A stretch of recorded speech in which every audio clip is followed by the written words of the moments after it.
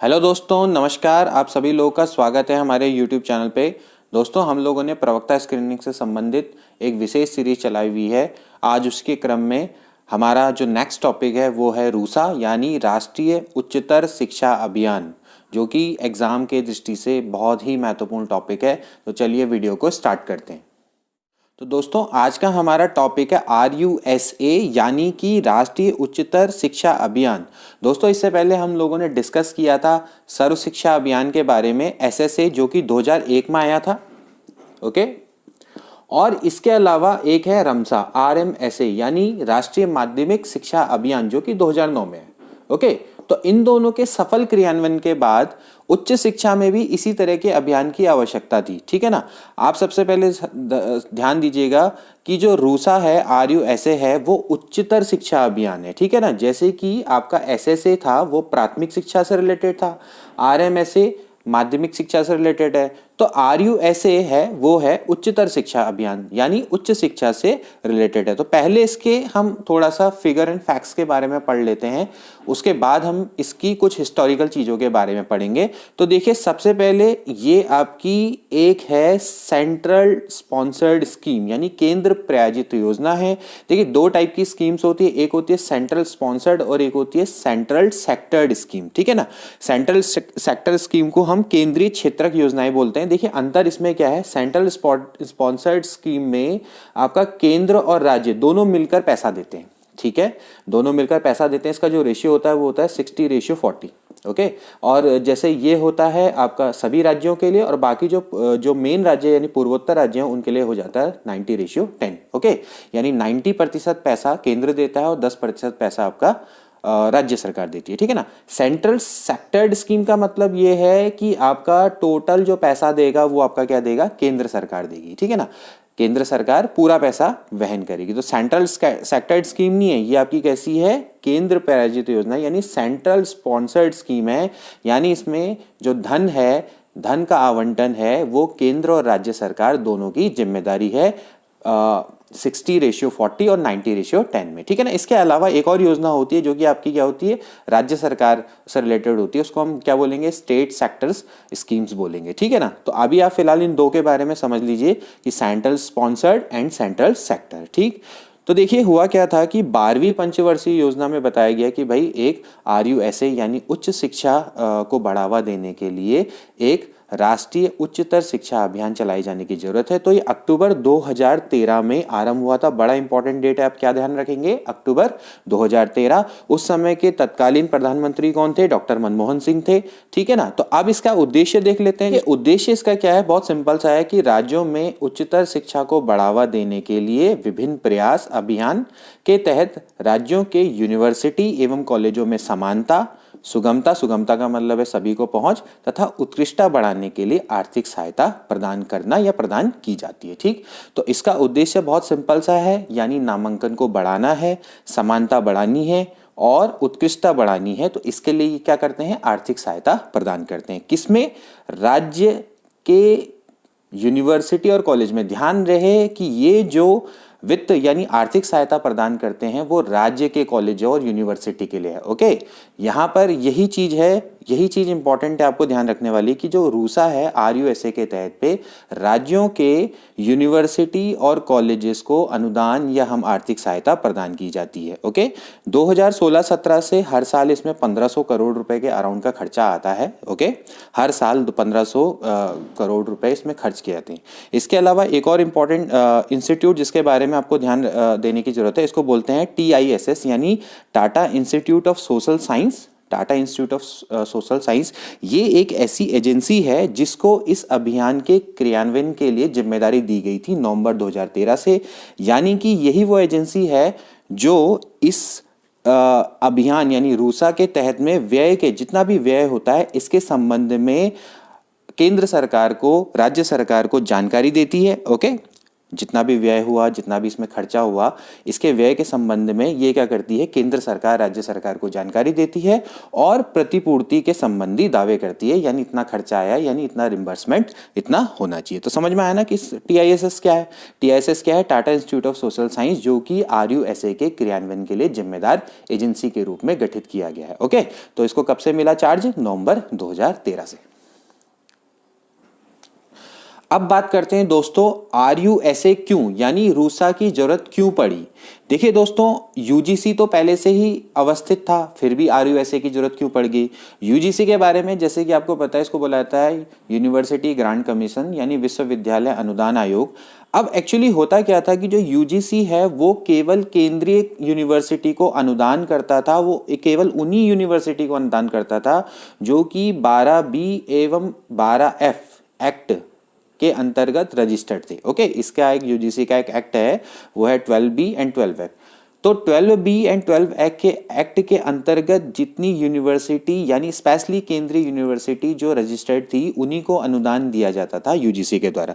UGC generally करता क्या है कि आपका कॉलेजेस में जो नवाचार है या अनुसंधान है, उससे रिलेटेड या उसकी उत्कृष्टता के लिए लगातार क्या देता रहता है, अनुदान देता रहता है केंद्रीय यूनिवर्सिटीज को, ठीक है ना।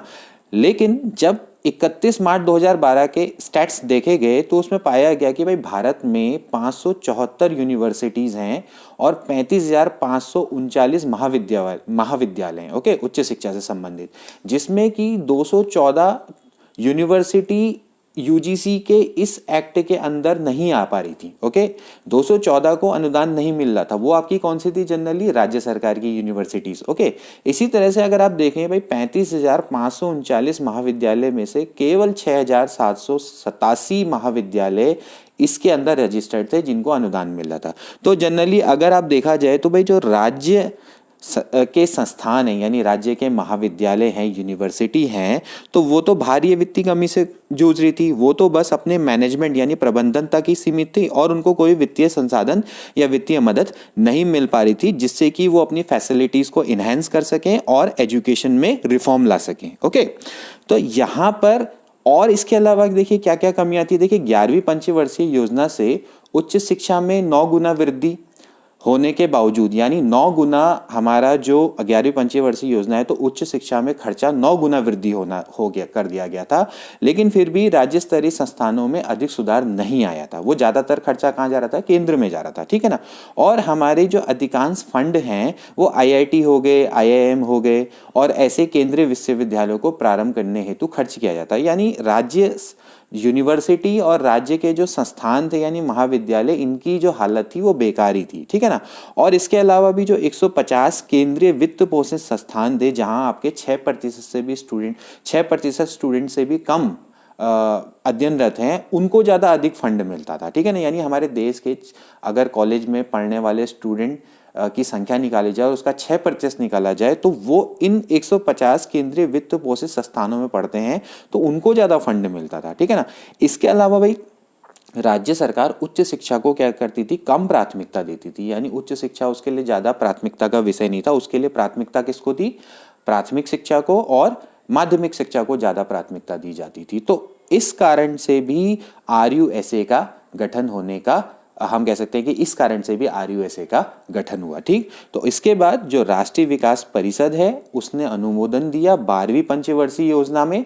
12वीं पंचवर्षीय योजना में अनुमोदन किया कि भाई RUSA का गठन होना चाहिए, जो कि आपका राष्ट्रीय उच्चतर शिक्षा अभियान के नाम से जाना गया। ओके, तो ये इसके बहुत इंपॉर्टेंट फैक्ट्स हैं, इसको याद रखेंगे। इसके बाद दोस्तों कैबिनेट कमेटी बैठी, cabinet committee of economic affairs ने इसको अप्रूव किया और उसके बाद से अक्टूबर 2013 से यह अभियान हमारे देश में लागू हो गया। अब दोस्तों बात करते हैं रूसा के उद्देश्य के बारे में। तो सबसे बड़ा इसका उद्देश्य है वित्त पोषण। वित्त पोषण किसका, राज्य शैक्षिक संस्थान यानी कि जो कॉलेज हैं, यूनिवर्सिटी हैं राज्य के, उनमें समानता, सुगमता, उत्कृष्टता की प्राप्ति हेतु आपका वित्त का पोषण करना। देखिए ये तो सबसे इंपॉर्टेंट फैक्ट्स है जिसके बारे में हम डिस्कस कर चुके हैं, लेकिन सबसे जो इसमें अलग फैक्ट है वो ध्यान में रखने वाली बात है कि जो इनको वित्त पोषण होता है वो समीक्षा आधारित होता है, यानी टाइम टू टाइम उसकी समीक्षा की जाती है। वो नियम आधारित है, यानी कि जो रूसा ने अपने रूल एंड रेगुलेशन बना रखे हैं, यानी स्टैंडर्ड्स जो बना रखे हैं, उन नियमों पर आधारित है। अगर उन नियमों के पालन में कहीं भी कमी आएगी तो हो सकता है कि भाई वित्त पोषण रुक जाए, यानी अनुदान देना रुक जाए, ठीक है ना। तो जो भावी अनुदान है वो परिणामों में निर्भर रहते हैं कि आपके कॉलेज की परफॉर्मेंस कैसी है, आपकी यूनिवर्सिटी की परफॉर्मेंस कैसी है। तो जो भावी अनुदान है यानी भविष्य में जो अनुदान मिलेंगे वो आपके परिणामों में निर्भर रहते हैं। ओके, इसके अलावा देखिए रूसा के और क्या क्या उद्देश्य हैं, यानी जो इनके रूल एंड रेगुलेशन है उसी के अनुरूप मौजूदा राज्य उच्च शिक्षा संस्थानों में सुधार को सुनिश्चित करना। जो आपने रूल रेगुलेशन बना रखे हैं उसी के अकॉर्डिंग जो राज्य के कॉलेजेस हैं, यूनिवर्सिटी हैं, उनमें सुधार को सुनिश्चित करना। इसके अलावा देखिए राज्य की जो शैक्षिक संस्थान हैं, उच्च शैक्षिक संस्थानों की बार बार मैं बात कर रहा हूं, आप इसको अंडरस्टैंड कर सकते हैं, उनकी गुणवत्ता में सुधार लाना और उनके मूल्यांकन के लिए प्रत्यायन प्रणाली का प्रयोग करना, बड़ा इंपॉर्टेंट। इसके अलावा देखिए एससी है, एसटी, ओबीसी, महिलाएं, दिव्यांग, जितने भी वंचित वर्ग हैं इनका उच्च शिक्षा में समावेशित करना, यानी इनको प्रयास करना है कि ज़्यादा से ज़्यादा ये लोग प्रवेश ले उच्च शिक्षा में। ओके, इसके अलावा प्रबंधन, मैनेजमेंट, शैक्षिक परीक्षा प्रणाली में सुधार करना, ये भी इनका एक उद्देश्य है। जितने भी अभी तक के मौजूदा स्वायत्त कॉलेज यानी ऑटोनॉमस यूनिवर्सिटीज़ हैं, कॉलेजेस हैं, उनका उन्नयन करना, उनका उद्धार करना, नए व्यावसायिक कॉलेज खोलना, और जितने भी वर्तमान कॉलेज हैं उनको मेडिकल कॉलेज में उन्नयन करना। ओके, यानी उनको मेडिकल कॉलेजेस में कन्वर्ट करना।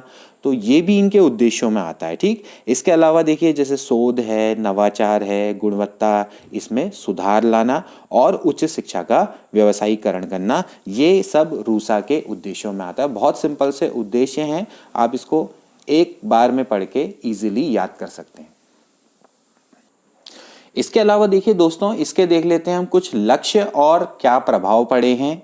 देखिए प्रभाव में अगर हम देखें तो जो 316 राज्य यूनिवर्सिटी हैं और 13,024 कॉलेजेस हैं वो अब इस अभियान के दायरे में आते हैं, और ये अभियान उनको वित्त पोषण सुनिश्चित करता है ताकि वहां पर समानता, सुगमता और उत्कृष्टता आ सके। ओके, इसके अलावा रूसा 2020 तक जो इसका लक्ष्य था, देश में कुल नामांकन अनुपात को यानी एनरोलमेंट परसेंटेज को या एनरोलमेंट रेशियो को 30% तक बढ़ाना इसका उद्देश्य था, ठीक है ना।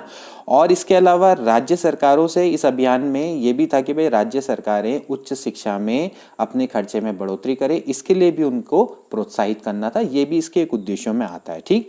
तो अभी आप इसके लक्ष्य देख लेते हैं। ये योजना अभी हमारी सेकंड फेज में चल रही है। इसमें 70 नए आदर्श डिग्री कॉलेज स्थापना करने की बात कही गई है, 8 नए व्यावसायिक कॉलेज की बात हो रही है, और इसमें कुछ यूनिवर्सिटीज़ को सेलेक्ट किया गया है। इसमें 10 राज्य यूनिवर्सिटी हैं और 70 कॉलेजेस हैं पूरे देश भर में, जिनकी गुणवत्ता और उत्कृष्टता में बिल्कुल अच्छे से वृद्धि की जाएगी, यानी उनको बिल्कुल हाई लेवल का बनाने की बात चल रही है। तो ये था दोस्तों RUSA यानी राष्ट्रीय उच्चतर शिक्षा अभियान। दोस्तों आपको हमारी ये वीडियो कैसी लगी? अगर ये आपको जरा सी भी नॉलेजेबल लगती है तो प्लीज़ इसको लाइक, शेयर, सब्सक्राइब करना ना भूले, और अगर आपको कहीं कुछ कमी लगती है तो अपना वैल्यूएबल कमेंट करना भी ना भूले, ताकि हम आगे आने वाली वीडियो में इन सारी चीज़ों को सुधार कर सकें। तो मिलते हैं नेक्स्ट वीडियो में। Till then take care and good bye.